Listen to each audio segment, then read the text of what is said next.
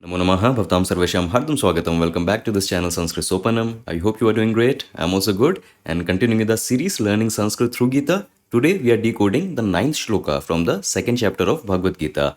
And again, as you will see, that the dialogue shifts back to Sanjaya, who is of course narrating all these events to the Kaurava king Dhritarashtra. So without wasting any more time, let's quickly dive in today's video. So this is the shloka that we'll decode today. Let me go through the shloka once. Sanjaya Uvacha एवमुक्त्वा ऋषिकेशं गुडाकेशः परन्तप नायोत्स्य इति गोविन्दम् उक्त्वा तूष्णीं बभूवः. Okay, so this is the shloka that we'll decode today. And one important thing about sandhi that is happening here is, you see this word, right? Yotsya iti. So in the shloka, Sanskrit shloka, you have this yotsya iti. But upon sandhi vichhed, you find that this word in fact is yotsye. So as you can clearly see that something is happening due to which this a of this yotsye, this is getting disappeared. But what sandhi is this? And see, we have witnessed this kind of sandhi rule happen before also in the first chapter of Bhagavad Gita. If you remember the 33rd shloka from the first chapter, in that shloka you have the word ta ime. So upon sandhi vichhed, we find out the actual word is te ime. Te means they all. So te ime, but due to some sandhi rule, that te is getting changed into ta. And then again, in the last shloka of the first chapter of Bhagavad Gita, you have these two words, Rathopasthe Upavishat. So this is the actual word, Rathopasthe Upavishat. But again, in the original shloka, you will see it is Rathopastha Upavishat. So there also the A of this Rathopasthe, this is getting disappeared. So see, the words that we have here are Yotsye and Iti. So Yotsye, this means I will fight. But again, meaning is not important. Let's see the sandhi that should happen between these words. Yotsye iti. So if I put the halant on this ya, so obviously I get this a swara, and then from this iti you have this e swara. And now we have seen this kind of sandhi before, that if after an a you have any other swara, so in place of this e, this laghu e, it could have been any swara. The sandhi simply says that if after this particular swara a you have any other swara, then in place of this a you get an I.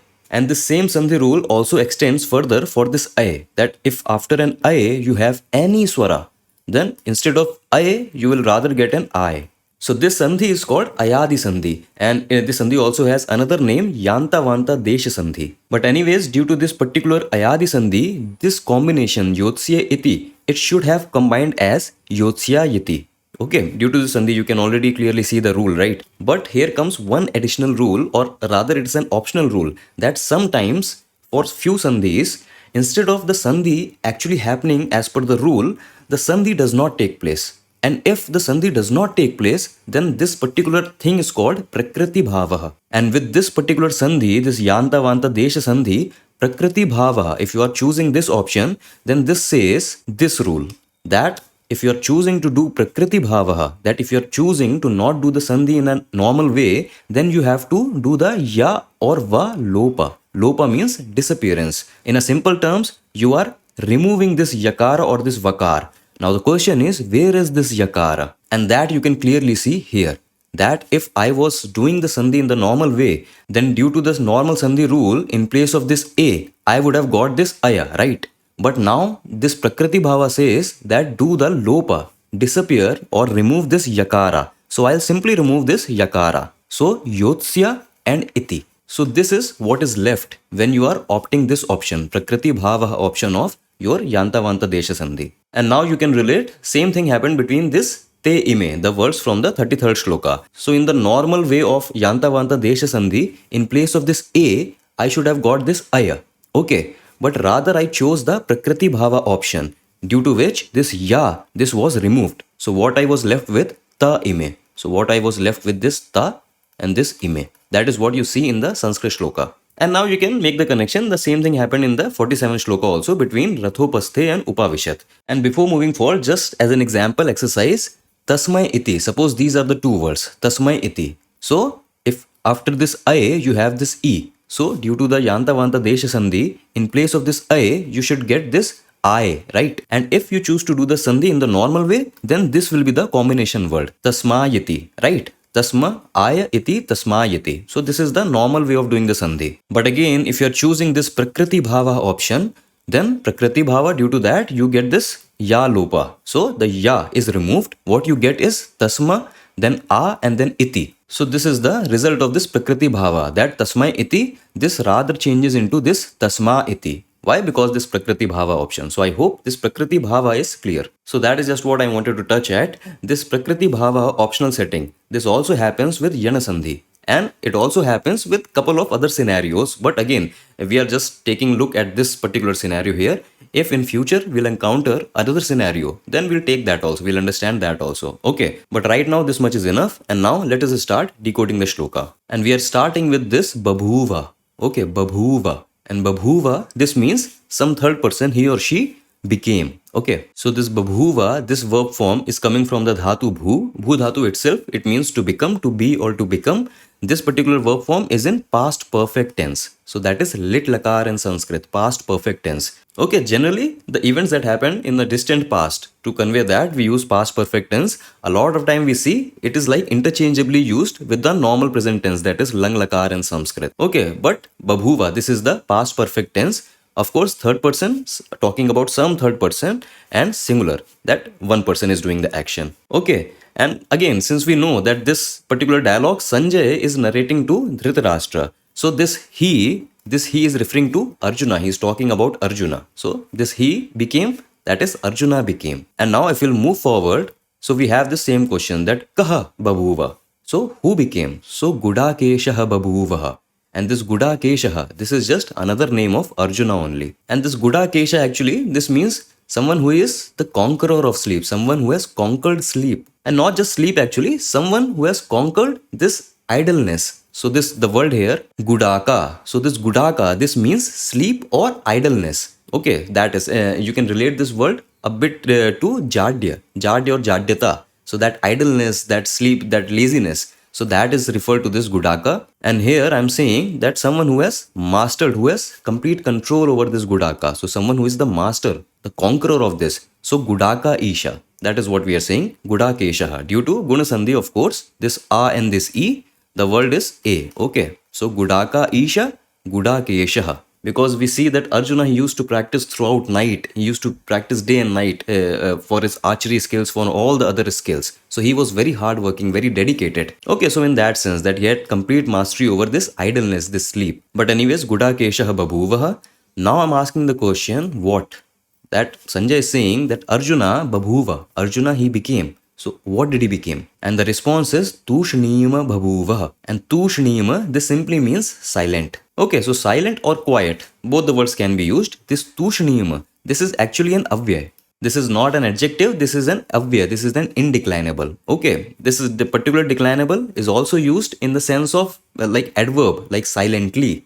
But it is also used in the sense of this quiet or silent. Okay, so the entire sentence, Gudakeshaha Tushnima babhuva, that Arjuna, Gudakesha, he became silent. He became quiet. That is what Sanjay is telling. And now he is just completing the sentence. That Kim Kritva is just completing the sentence that Eva Muktva. Eva Muktva, that means we have already seen in the previous shlokas that throughout this previous shlokas, Arjuna was giving his reasons. He was speaking all these dialogues to Shri Krishna. And when he has spoken all he wanted to speak, he became silent. He became quiet. So that is what Sanjay is referring to here. That Eva Muktva. This Uktva, this means having spoken. Now we have seen this word so many times before, Uktva. This is coming from the dhatu, Vach dhatu. That of course means to speak. Okay. And the suffix here is Twa suffix, right? We can already see Vach plus Twa, Uktva. After speaking or having spoken. And this Evam, this is again an indeclinable or an avyay. This simply means thus. Thus or in this way. So that is what Sanjay is telling, that Evam Uktva, having thus spoken. How? What we have seen in the previous few shlokas. So having spoken all these dialogues, Gudakesha Arjuna, he finally became silent. He became quiet. Okay, so that is what Sanjay is telling. If we'll move on, so all these things that Arjuna spoke, he spoke to who? So we already know the answer, that he was speaking all these things to Krishna. That is what it is written here. That Evam Rishikesham Uktva. That having spoken thus to Krishna, Arjuna, he became silent. That is what Sanjay is telling. So this is the Pratipadika. This is the word that means senses, our sense organs, or simply our senses. And again, same thing is happening, that Isha. The Isha is master. So someone who has complete mastery over the senses, or who is the complete controller of these rishika, of these senses. Just as we saw no for Arjuna, Gudaka Isha, that someone who is the master of sleep, so Gudakesha, same thing is happening here, that Rishika Nam Isha ya Sah Rishikesha. So same thing is happening, same Guna Sandhi is happening here, due to which this E is changing into that A. And Rishikesham, why? Because obviously it is in second word case, Dutiya Vibhakti. Why? Because this is the object, that Arjuna having spoken thus to Krishna. So since Krishna, he is the object of this having spoken thus, that is why Rishikesham, this is in second case. For the same reason, Gudakesha is in first case, Prathama Vibhakti, because Arjuna, he spoke. Arjuna after speaking. So Arjuna was the karta of this action, Uktva. That is why Gudakesha, that was in Prathama Vibhakti first case. I hope all these things are clear by now. And now, if you'll move on, so you can see in the dialogue also, in the shloka also, this Uktva, you have twice the same verb, Uktva. So this Uktva is actually referring to all the dialogues that Arjuna spoke to Krishna, what we saw in the previous few verses. What we saw in the previous verses, that is this Uktva. And this another Uktva, so this is something new that he spoke that we did not see in the previous shlokas. What is that? So, na yotsye, iti Uktva. See, you have this iti. Iti is used to point out at whatever we said before. So, na yotsye, this is the main thing. I will not fight. Okay, so this is just telling us that before turning quiet, before becoming silent, this is the last thing that Arjuna, he told Krishna. In a way that he gave his, he gave his decision to Shri Krishna, that Krishna, I will not fight. I will not fight this war. That is what he said. And this yotsye, so this is coming from the dhatu yudh dhatu. Yudh dhatu, this means same, to battle or to fight. So this is the dhatu, and of course this form is, Arjuna is saying, I will not fight. So I will. So you can already understand, I, first person, that is Uttama Purush, and single character. So ekvachana, singular, and I will not fight. So that future tense, I will not fight. In Sanskrit, future tense, that is rit lakar. Okay, so yudh dhatu changing into yotsye. Arjuna saying that I will fight, but again, this due to this na that is preceding. So what he means is, I will not fight. Na yotsye. I will not fight. Okay, so that is what this is. Just don't get confused as to why there are two Uktva. Again, this Uktva referring to all the things that we saw in the previous verses, all those things that he said. And this Uktva is like for this particular, this last dialogue that he spoke to Krishna, that I will not fight. This is like my final decision. Okay, so that is what it is. And again, the same kind of detail is being repeated here. To whom? Like for this particular sentence, I will not fight. Arjuna, to whom he spoke, we already know the answer, that Govindam Uktva. We mean Krishna only, we are just using his another name, Govinda. So, Govindam Uktva. And again, just like this Rishikesha, this Govinda also is in Dutiya Vibhakti, second word case. Why? Because since this is the object, so that is why this is in Dutiya Vibhakti, second case. Okay, that is what it is. You will see this word, no, ha, this standalone ha. So this ha, this have kind of two meanings. So in few translations, you will see this ha translated as indeed. Okay, so this ha is an indeclinable or an avyay, that means indeed. And you can use it in this place, that Arjuna, he indeed became silent. In that way you can use. So in few translations, you will find this use, but this ha, this also is used as an adverb, and this means clearly. Okay, clearly, or you can also think of it like decisively. Okay, because Arjuna, he has made up his mind, and that is why he is saying this last thing, that na yotse, that having considered everything, Krishna, I will not fight. Very clearly, after speaking this to Krishna, he became quiet. So very clearly, very decisively. In this way also, you can use this ha. Okay, so just I am telling you the variations that you will find. But anyways, now let us see the anvay along with the translation. This parantapa, what you see here, parantapa. So this parantapa, this is the pratipadika only, parantapa. This means, the literal meaning is destroyer of foes. So this destroyer of foes, this is just being used for Dhritarashtra, because this is like a decorated title, no? O king, O destroyer of foes.